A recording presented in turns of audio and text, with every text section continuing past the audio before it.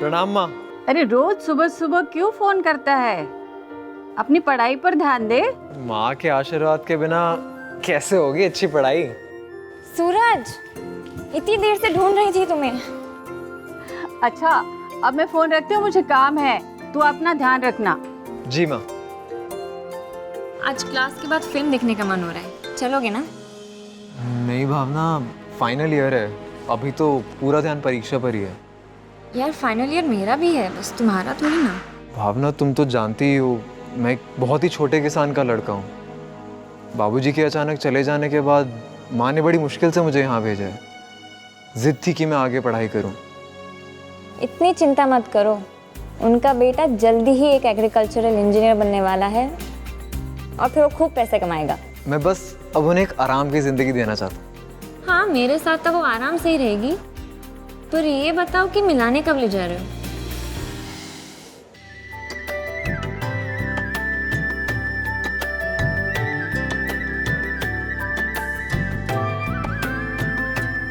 अब तो मुस्कुरा लो, क्लास में टॉप किया है, अच्छी नौकरी तो आराम से मिल जाएगी तुम्हें और मुझे भी ठीक ठाक नौकरी मिल ही जाएगी और फिर हम दोनों मिलकर माँ जी की सेवा करेंगे, गांव की परेशानियों से दूर। पर मैं शहर में नौकरी नहीं करना चाहता भावना। क्या? तो इंजीनियर बन के करना क्या चाहते हो? गांव में खेती। यार तुमने तो कहा था कि माँ को अच्छी जिंदगी देनी है। शहर में नौकरी करने से हम जो कमा सकते हैं वो कभी गांव में होगा क्या? पर अगर मुझ जैसे छोटे किसान का लड़का भी पढ़ लिख कर शहर भाग गया तो गांव की खेती का तो कभी विकास नहीं हो पाएगा ना। खुद ही फैसला कर लिया ना, तुम करो अपने गांव का विकास। भावना,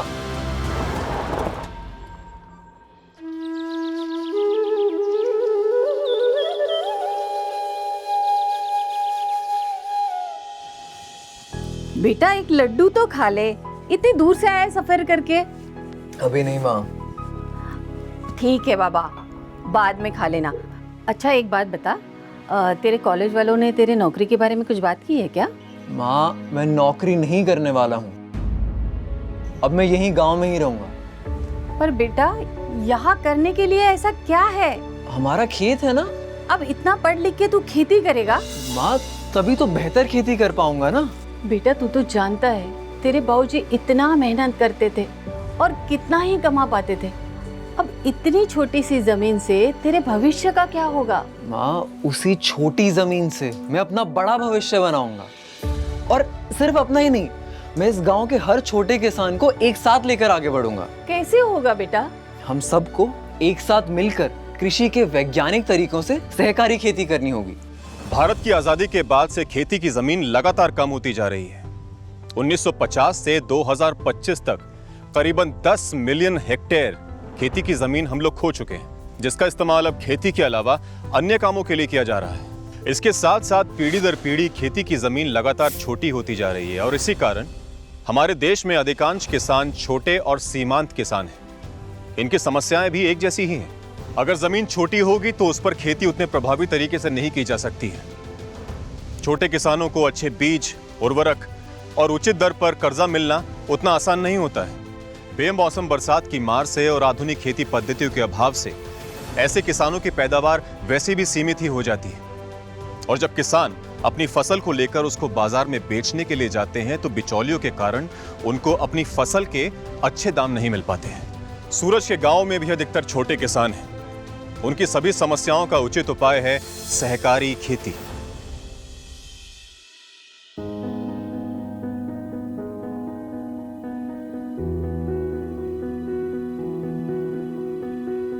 जब से ये आया है तब से आप सब लोगों से मिलने के इंतजार में बैठा है। बताओ बेटा, तुम क्या बताना चाह रहे थे? हम में से यहाँ लगभग सभी छोटे किसान हैं।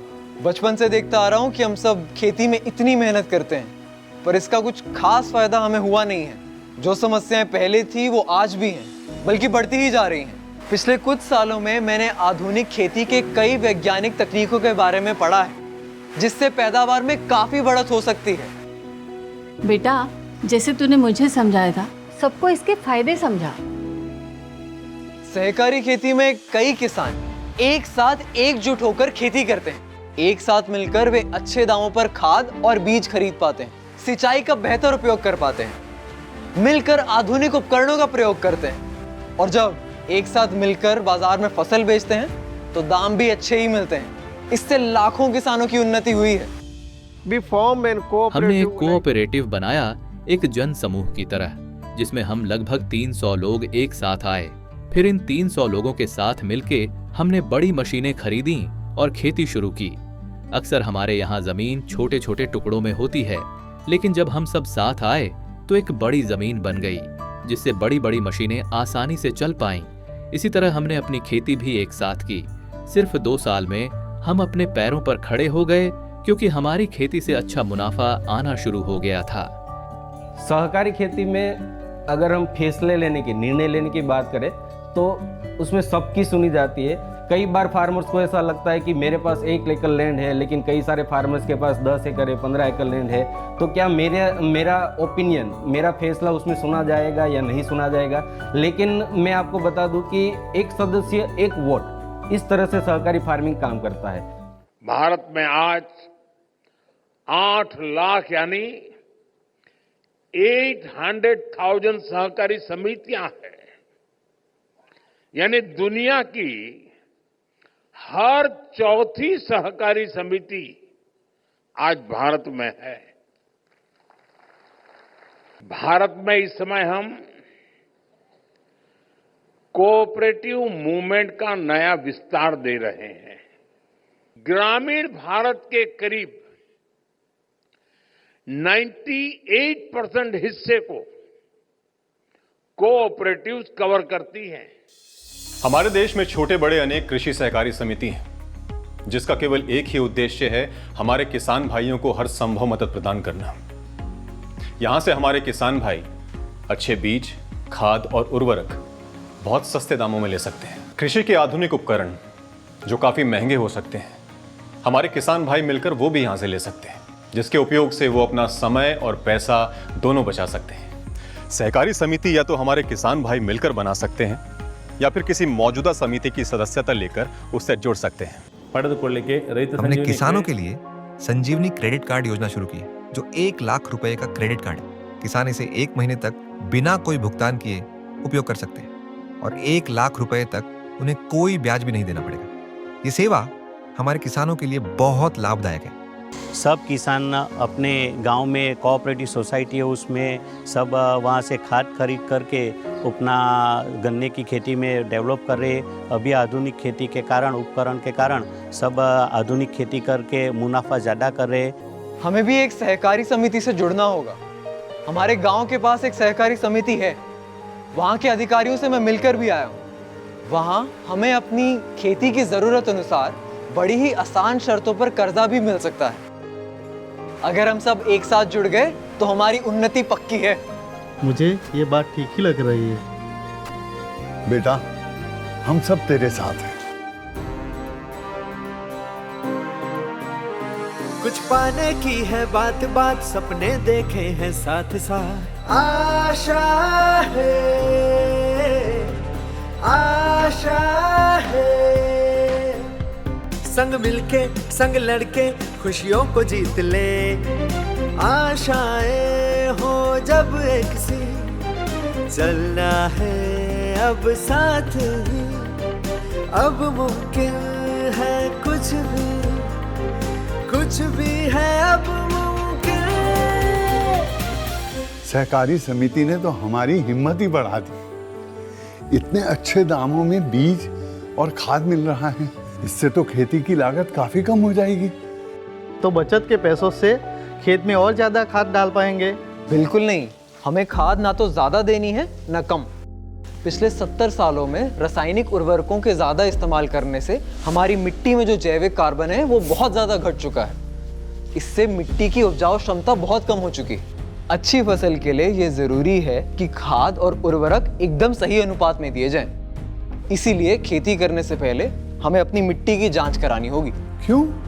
हमारे गांव की मिट्टी तो बहुत अच्छी है, सालों से उस पे खेती हो रही है। ये खून की जांच तो सुनी थी, लेकिन ये मिट्टी की जांच क्या है जिस प्रकार खून की जांच से आपको ये पता चलता है कि आपके शरीर में क्या कमी है, उसी प्रकार मिट्टी की जांच से ये पता चलता है कि हमारी मिट्टी में किस चीज की कमी है। पर ये मिट्टी की जांच करे कहाँ? किसी भी सरकारी मिट्टी जांच केंद्र या फिर क्रिप्को जैसी संस्था में हम ये जांच करवा सकते हैं, वो भी बिल्कुल मुफ्त।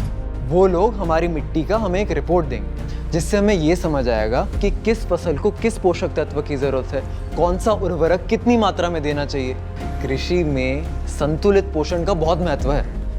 इसी बात पे मेरे एक प्रोफेसर का वीडियो देखिए आप। हम अपने ज़मीन में पिछले कई सालों से रासायनिक खातर का बहुत ज़्यादा उपयोग कर रहे हैं। उस रासायनिक उर्वरकों का ज़्यादा उपयोग करने से हमारी जो ज़मीन है वो ख़राब हो रही है। उसकी वजह से हमारा जो उत्पादन है वो कम हो रहा है, हमारी इकोनॉमी घट रही है।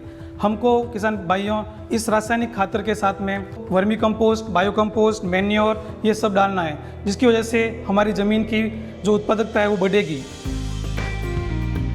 आंखों में है आस आस, होगा अब तो कुछ खास खास आशा है।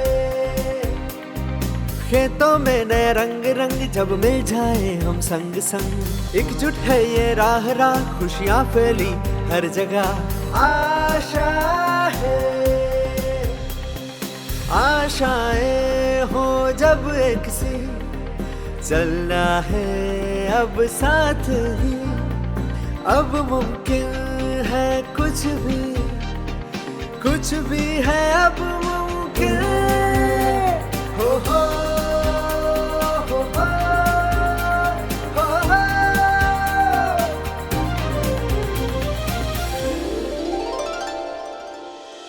आसपास के गांवों में सूरज की बहुत चर्चा हो रही है। इसने तो हमारे गांव का नाम ही रोशन कर दिया। सरपंच जी, मुझे इसके भविष्य की बड़ी चिंता थी, लेकिन इसने कहा था, माँ हम हमारी छोटी सी जमीन से ही हमारा बड़ा भविष्य बनाएंगे। अब सच में ऐसा लगने लगा है कि हम हमारी खेती से ही हमारा अच्छा भविष्य बना पाएंगे। बिल्कुल सच। इससे पहले ना तो इतनी बढ़िया फसल हुई है और ना ही बाजार में इतने बढ़िया दाम मिले हैं। अच्छा बेटा, आगे चलकर हम अपना मुनाफा और बढ़ा सकते हैं। जी बिल्कुल सरपंच जी। जिस प्राथमिक कृषि सहकारी समिति से हम जुड़े हैं वो केवल कृषि तक ही सीमित नहीं है। कृषि से जुड़े अन्य कई उद्योग जैसे कि डेयरी, मछली पालन, मुर्गी पालन या फिर हमारे अनाज की प्रोसेसिंग, इन सभी कार्यों में ये समिति हमारी सहायता कर सकती है। अगर हमें अपनी आमदनी बढ़ानी है तो हमें इन सारी सुविधाओं का उपयोग करना चाहिए। सहकारिता के साथ साथ किसान भाइयों की आर्थिक समृद्धि के लिए एक और संगठन महत्वपूर्ण कार्य कर रहा है, किसान उत्पादक संगठन, जिसे हम एफपीओ के नाम से भी जानते हैं। वी एट विधात्री एफपीओ, हमने विधात्री एफपीओ में धान को मुख्य फसल लेकर सभी सदस्यों से लिए गए सामूहिक अंशदान से सीड टू सीड मैकेनाइजेशन की व्यवस्था बनाई है। धान जैसी अनाज की फसलों के अलावा नारियल जैसी अन्य उपज भी एफपीओ द्वारा खरीदी, प्रोसेस, मार्केट और ब्रांडिंग की जा रही है, न केवल स्थानीय क्षेत्र में बल्कि अन्य बाजारों में भी। इससे बिचौलियों की भूमिका खत्म होती है और किसानों को अपनी उपज का बेहतर दाम मिल पाता है। एफपीओ के माध्यम से हमारे किसान भाई सरकारी गोदाम और कोल्ड स्टोरेज की सुविधा भी ले सकते हैं। कई सारी सरकारी योजनाएं और सब्सिडी का लाभ भी हमारे किसान भाइयों तक एफपीओ पहुंचाता है। फसल की कटाई के तुरंत बाद दाम गिर जाते हैं, तो अगर एफपीओ होता है तो वो उस सीजन में खरीदी गई उपज को अपने पास कुछ समय तक रख सकते हैं और जब भी भाव अच्छे हों तब उसे बाजार में बेच सकते हैं। जब वो अनेक सरकारी विभागों के साथ काम करते हैं तो वो किसानों और किसान संगठनों के बीच एक माध्यम बन जाते हैं। वो खेती संबंधी जानकारी देते हैं, नई टेक्नोलॉजी के बारे में बताते हैं, ब्रांडिंग में मदद करते हैं और प्रोडक्ट में वैल्यू एडिशन करके उसे इस तरह तैयार करते हैं कि वो बहुत ऊंचे दाम पर बिक सके। माँ, ये इतना खाना कोई खास आने वाला है क्या? खास ही है और वो आ भी चुकी है।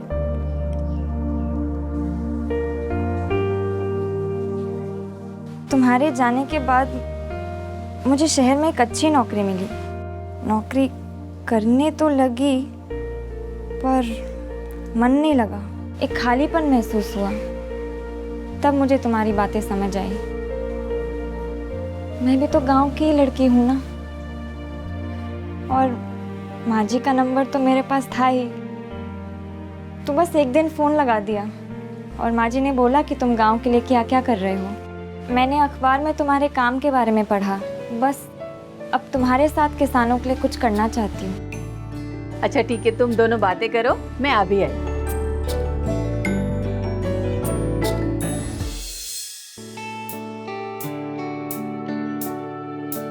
हो गई तुम लोगों की बातें? हाथ दो।